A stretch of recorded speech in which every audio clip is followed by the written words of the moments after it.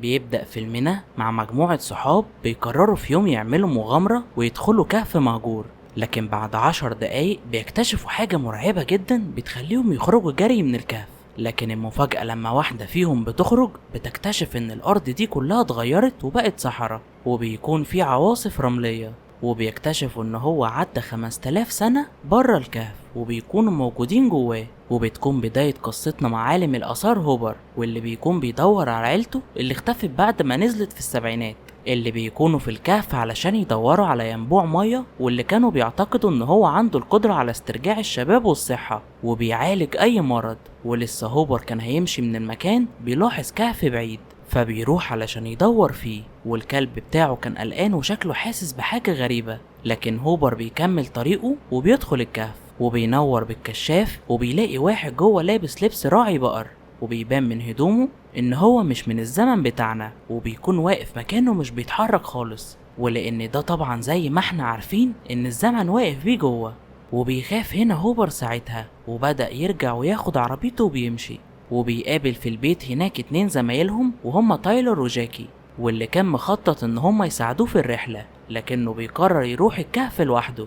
وبيقول لهم ان الخطة اتغيرت. وبيرجع بعدها هوبر للكهف لوحده، واول ما بيدخل بيكتشف طبقة غريبة من الغلاف الجوي، والطبقة دي بتفصل الكشف عن العالم الخارجي. وبرغم كده بيقدر يدخل جوه الطبقة دي. واول ما بيدخل بيتحرك راعي البقر اللي كان واقف متجمد، وبيعدي يومين وبيكون تايلور وجاكي قلقانين جدا، وده لان هوبر ما اتصلش بيهم من ساعة ما سابهم، فبيقرروا يروحوا يدوروا عليه عند الكهف. وعلشان هو كان واخد العربية بتاعتهم بيتصل تايلور بكارا صاحبته علشان تجيب لهم عربية ابوها، وعلشان كمان اخت كارا عندها مشروع في المدرسة الرحلة دي هتساعدها تعمله، فبتاخد اختها معاها. وفيفز اخت كارا كمان بتجيب زميلها اللي بيكون اسمه فيدبيك، فبياخدوه معاهم وبيتحركوا فعلا، وبيروحوا للموقع اللي هوبر كان قايل لهم عليه، وبيلاقوا حبل قديم ممدود لداخل الكهف. ولما بيمشوا وراه بيلاقوا الحبل مقطوع من جوه، وطبعا بيعتقدوا ان الحبل ده مش بتاع هوبر لان هو بيبقى باين على الحبل ان هو قديم جدا.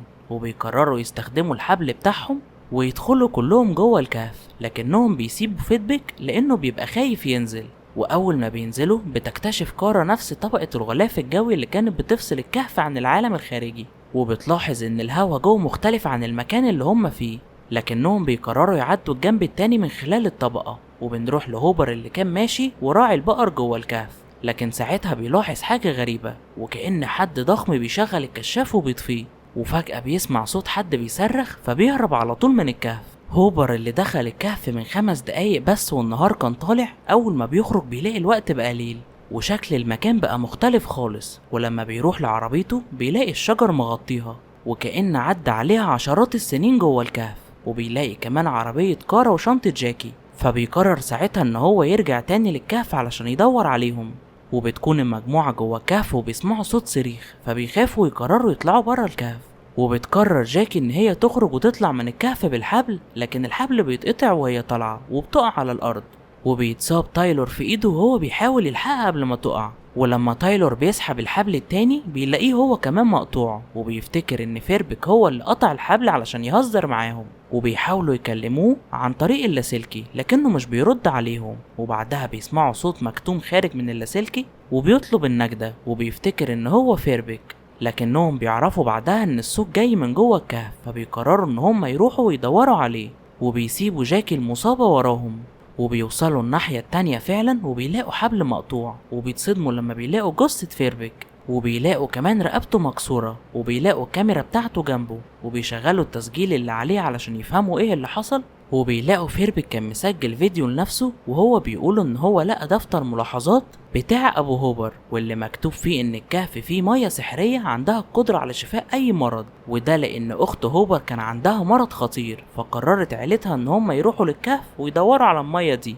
وبنلاحظ ان عدى على فيربك ايام وهو مستنيهم بره الكهف وهم مش فاهمين اي حاجة، وبيقرر ينزل يدور عليهم جوه الكهف، وبيكون اعتقد ان هم ماتوا. وبتكون الايام اللي عدت على فيربك بره الكهف هي مجرد دقايق بالنسبة لاصحابه جوه. وبيبان وهو نازل بالحبل ان هو شاف حاجة غريبة، وبعدها الحبل بيتقطع وبيقع على الارض، لكنه بيبقى لسه عايش وما ماتش، وبيغمى عليه لمدة ساعة. وبعدها بيتكلم تايلور على اللاسلكي وبيظهر بعدها رجل الكهف وبيقتله، ولحد هنا وبيتقطع التسجيل.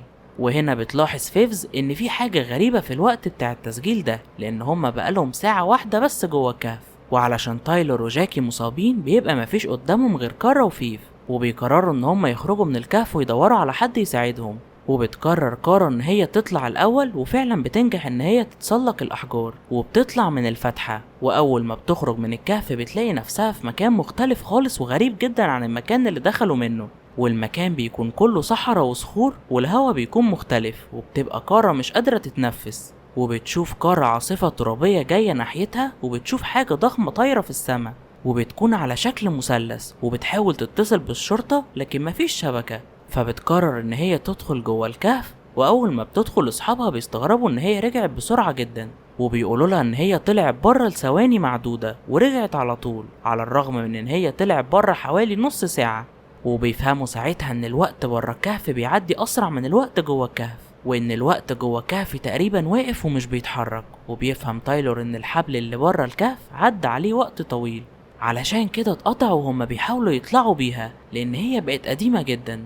ولما بيتفرجوا على التسجيل في الكاميرا بيلاحظوا ان الشمس بتشرق من الغرب، وبتكون بتشرق بسرعة كبيرة جدا، وكمان الصيف والشتاء بيعدوا بسرعة، وبتعدي سنة كاملة في ثانية واحدة بس. وساعتها بيعرفوا ان عدى عليهم في الكهف حوالي 5000 سنة، واللي عدت عليهم وكأنها ساعة. ولما بتحاول كارا تطلع تاني برا الكهف بتلاقي سلم متطور جدا، وبيدخل من الفتحة وبينزل جوه الكهف، وبينزل من عليه انسان شكله غريب ولابس بدلة فضائية، وبيظهر انسان الكهف وبيهاجم الانسان الفضائي، وبيقدر الفضائي ان هو يقتل انسان الكهف. فبتخاف المجموعة وبيجروا جوه الكهف، وجوه الكهف بيلاقوا جثث راعي البقر واهل هوبر كمان مقتولين. وفجأة بيظهر كمان 3 اشخاص من اهل الكهف، وبيفهموا ان هما اللي قتلوا اهل هوبر. وبيروح تايلر علشان يهجم عليهم، لكن واحد منهم بيقتله وبيخلص عليه. فبتخاف البنات وبيهربوا بسرعة للناحية التانية. ولما بترجع كارا بتلاقي تايلور ميت، وهي بتكون زعلانة جدا.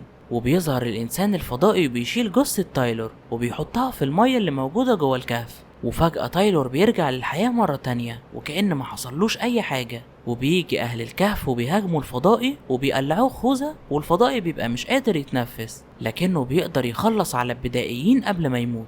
وهو بيموت بيشغل فيديوهات للمجموعة وبيشوف الأخبار وهي بتتكلم عن اختفاء البشر من الأرض، وبيفهموا إن البشر سابوا الأرض لأن هي بقت غير صالحة للحياة بسبب التلوث، وسافروا للفضاء وعاشوا على كوكب تاني. وبيفهموا بعدها إن مفيش قدامهم غير حل واحد، إن هما يا إما يسافروا على الكوكب التاني ده أو يفضلوا عايشين جوه الكهف على طول.